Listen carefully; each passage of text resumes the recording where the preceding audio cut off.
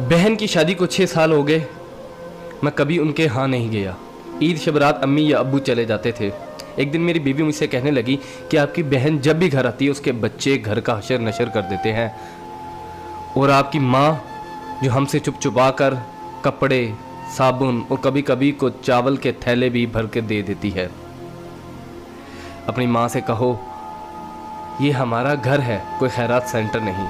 मुझे ये सुनकर बहुत गुस्सा आया कि मैं अपने घर का बहुत मुश्किल से गुजारा कर रहा था और मेरी माँ सब कुछ मेरी बहन को दे देती है। बहन एक दिन घर आई हुई थी तो उसके बेटे ने टीवी का रिमोट तोड़ दिया। मैंने माँ से गुस्से से कहा कि माँ, बहन को कहा करो ईद के दिन आया करे, और ये जो आप साबुन चावल और ये जो चीज़ें देती हो इनको बंद करें। माँ चुप रही, लेकिन बहन ने ये सारी बातें सुन ली। 4 बज रहे थे, बच्चों को तैयार किया तो बहन ने कहा कि भाई मुझे बस स्टॉप तक छोड़ आओ। मैंने झूठे मुंह कहा बहन रुक जाती कुछ दिन।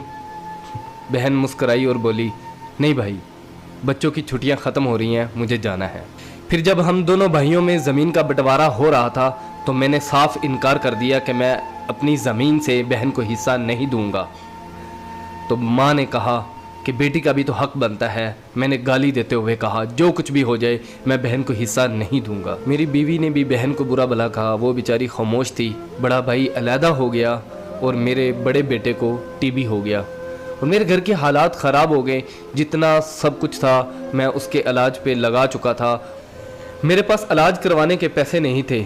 मैं बहुत परेशान था, लाखों रुपए लगा चुका था और भूख सर पे थी। परेशानी की हालत में कमरे में बैठा शायद अपने हालात पे रो रहा था। उसी वक्त मेरे घर में वही बहन आई। मैंने गुस्से से बोला ये आ गई मनहूस। मैंने बीवी को कहा कुछ तैयार करो बहन के लिए। बीवी मेरे पास आई और कहा कोई ज़रूरत नहीं गोश्त और बिरयानी बनाने की। फिर 1 घंटे बाद वो मेरे पास आई।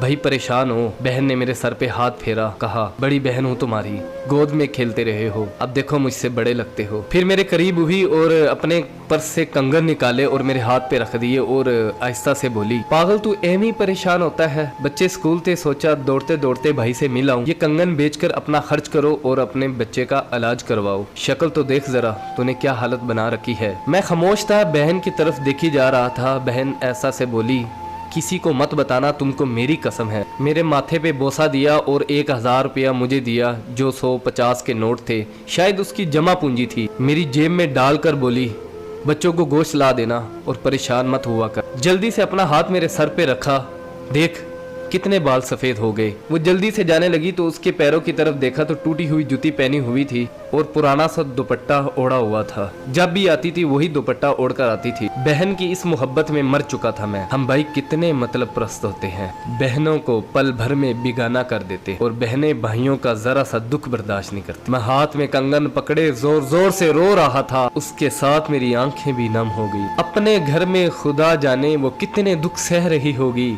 कुछ लम्हे के लिए अपनी बहनों के पास बैठकर हालचाल पूछ लिया करो, शायद उनके चेहरों पे कुछ लम्हों के लिए एक सुकून सा आ जाए। बहनें माँ का रूप होती हैं और भाई बाप का रूप होते हैं। स्टोरी अच्छी लगी हो तो इसको लाइक कर दीजिएगा, इसको शेयर भी कर दीजिएगा।